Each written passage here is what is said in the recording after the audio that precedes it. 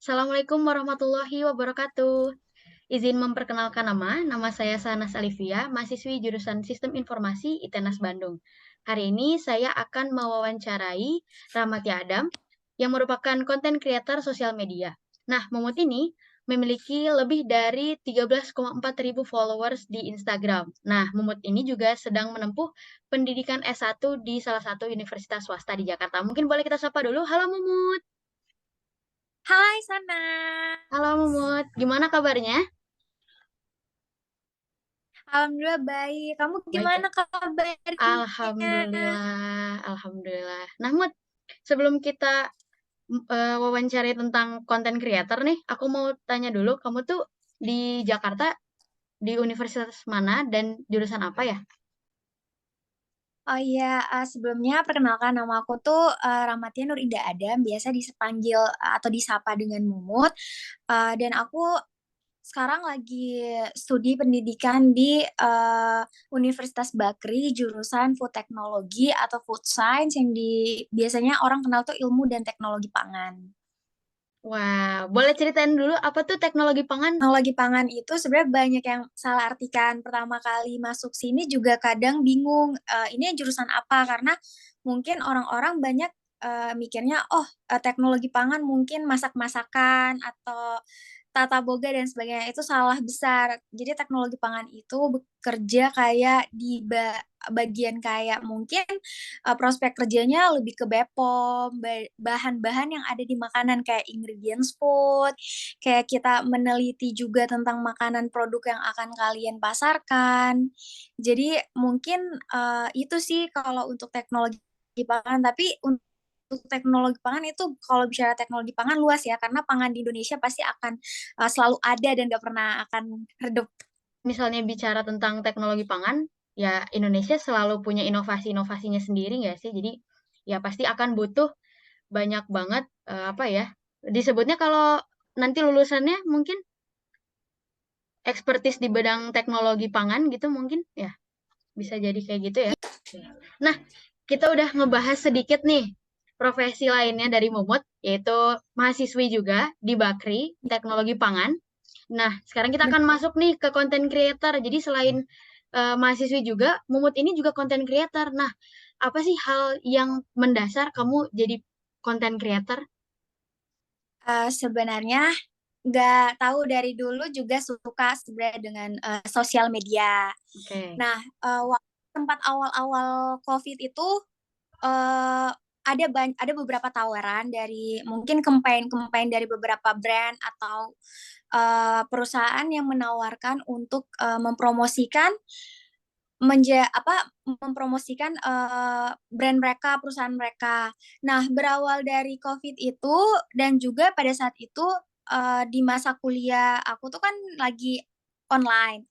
Jadi mungkin bisa bagi waktu dan tambahan-tambahan jajan.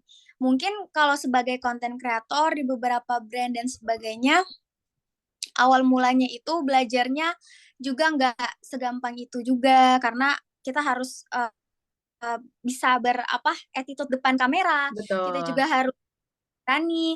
Terus juga yang paling penting tuh memanage waktu dengan baik. Itu jarang banget orang bisa memanage waktu dengan baik, apalagi harus mengumpulkan niat untuk bisa ngomong depan kamera di dalam keadaan pun yang kita sekarang lagi misalnya kemudian banget atau kita lagi kesel sama orang atau apa itu kita simpan dulu. Jadi kita harus benar-benar profesional kalau kita udah tanda tangan kontrak atau misalnya bekerja sama dengan brand sesuai dengan deadline itu benar-benar harus kita kerjain. Jangan karena egoisnya kita menyampingkan pekerjaan yang emang kita udah sepakati sama brand tersebut. Gitu sih. Nggak, sebenarnya susah kalau emang kita bisa menjalani itu sebenarnya nggak apa-apa, bisa aja. Cuman butuh semangat dari diri sendiri juga untuk berani tampil depan kamera. Betul. Nah, Belum lagi kalau misalnya ada beberapa brand yang memaksakan kamu deadline-nya gini atau revisi dari video-video sebelumnya belum sesuai dengan brief dan sebagainya gitu. Jadi harus jadi sabar. Jadi konten creator tuh bukan hanya hi guys di kamera tapi juga ada attitude-nya, terus kita juga harus awareness tentang brandingnya sendiri, terus kita juga harus paham gitu Ya. gimana sih kita membranding diri kita sendiri agar nanti juga campaign-campaign dari barang-barang tadi yang udah dikontrak gitu misalnya bisa mau Mm-mm. kontrak kita lagi gitu ya. Jadi gak Benar. gampang gitu jadi content creator, nggak segampang yang mereka pikirin gitu loh. Ada Ya, banyak banget tantangan di dalamnya yang mungkin orang-orang lain tuh kayak wah gak apa ya, ya bisa kita bilang gak gampang sih gitu. Nah, benar.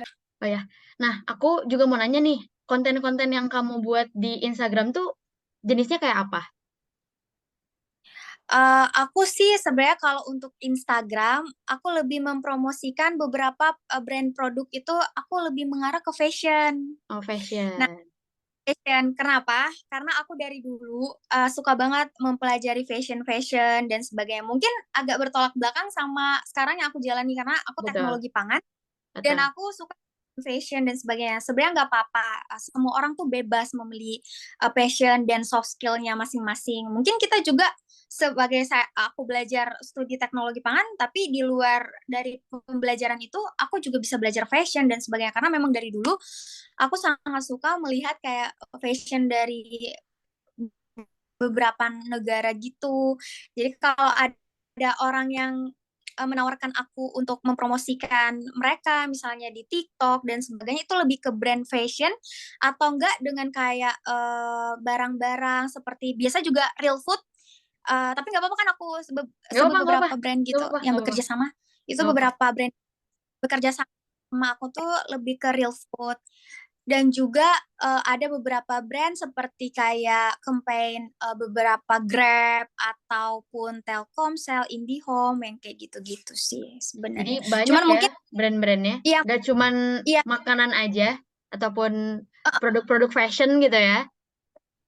tapi aku juga selain itu juga beauty aku tetap menerima terkecuali untuk makanan-makanan kayak misalnya beberapa makanan yang aku batasin karena juga kadang-kadang nggak sempet videoin kalau untuk makanan karena biasanya harus standby gitu harus nerima tepat waktu di hari H. Sedangkan kalau untuk brand fashion kan bisa kita sepakati di lain hari atau sebagainya. Dan juga untuk sekarang aku juga lagi mungkin agak jarang untuk jadi konten kreator atau apa. Aku lagi berusaha untuk buat brand produk beauty juga. Aku sekarang Wow. Jadi selain iya, untuk konten creator, kamu juga ternyata mau memproduksi itu sendiri ya? Produk beauty ya? iya jadi iya produk beauty. Jadi aku tuh nanti akan launching beberapa produk itu mengenai beauty atau kecantikan atau kosmetik lah ya. Nanti akan launching di bulan depan, insya Allah. Itu sekarang lagi Wow. sementara prosesnya. Jadi kita sebagai konten kreator, nggak cuma mempromosikan juga, kita juga bisa kok untuk buat produk sendiri, untuk dijualkan ke orang-orang itu bisa.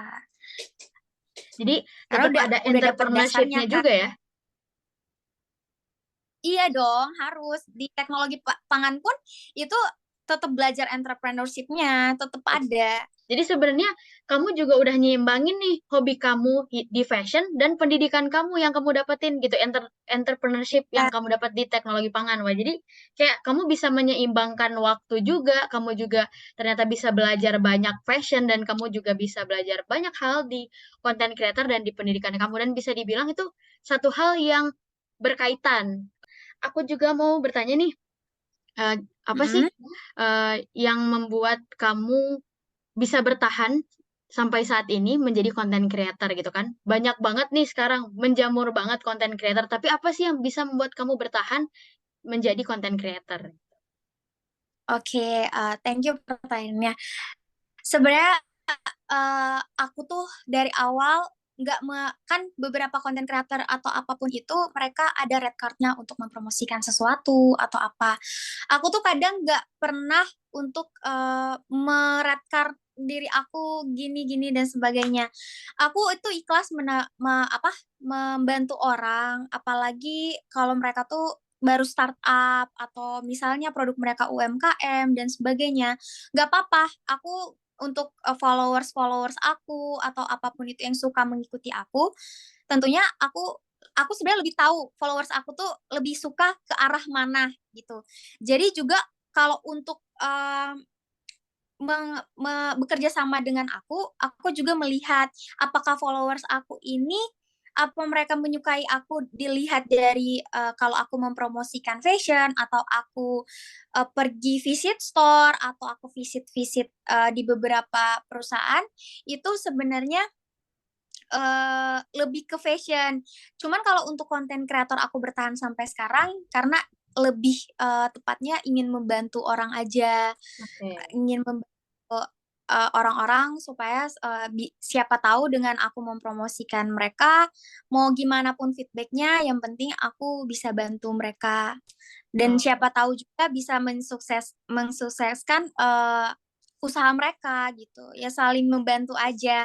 Karena wow, ketika kita hidup juga kita membutuhkan orang lain. Jadi kalau betul. aku juga pengen buat produk dan sebagainya, insya Allah orang juga akan membantu aku kan untuk Betul. kedepannya gitu. Wow. Jadi ada kesinambungan juga, kamu kamu tetap pengen menebarkan kebaikan gitu ya, dan orang lain dapat merasakan Ya, gitu, meskipun kita nggak tahu nanti feedback-nya kayak gimana, tapi kita yang penting berusaha aja dulu ya? iya, berusaha aja dulu dan berusaha dulu dan ya udah kalau niat baik pasti akan tersalurkan dengan baik Betul, juga betul betul gitu. betul. Nah, aku juga selalu lihat nih, cara-cara kamu untuk ngevisualisasiin nih konten-konten kamu itu tuh biasanya kamu dapat inspirasi dari mana atau kamu punya trik sendiri nih? Boleh dong bagi tips dan triknya untuk membuat konten yang menarik gitu? Sebenarnya aku nggak ada patokan siapa yang aku pengen ikut. Sebenarnya itu bener-bener ya udah itu dari diri aku sendiri dengan caraku.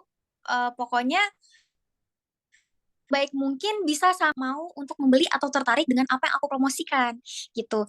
Nah, salah satunya pertama, kalian juga kalau mau mengajak orang, kalian juga harus menampilkan diri kalian dengan yang terbaik. Contohnya harus ramah, mengajak mereka juga ayo dong tertarik dan menjelaskan produk dengan secara singkat dan jelas tapi jangan kita mempromosikan sesuatu cuman kayak enggak sesuai ekspektasi mereka kok gini caranya kok gini nggak sesuai. Nah kita juga harus bisa ngomong walaupun kita nggak tahu siapa yang akan merespon itu kita ngomong dengan pede aja sebenarnya kunci dari konten creator itu satu pede aja dan kalau misalnya kita niat bikin suatu konten itu benar-benar harus totalitas sebenarnya. Belum lagi pengeditannya, voice overnya itu harus diperhatikan. Jadi kalau orang-orang mikir ih gampang banget cuman voice over enak banget ya kerja konten kreator seperti nggak gitu juga. Ada beberapa waktu yang kita sediain buat bener-bener perhatiin dan sedetail mungkin untuk menjelaskan produk atau brand dari suatu yang kita sepakati itu masuk nggak gitu. Jangan sampai kita promosikan ini jadinya lari kemana-mana. Jadi kita harus sesuai pada topik yang kita ingin sampaikan ke audiens.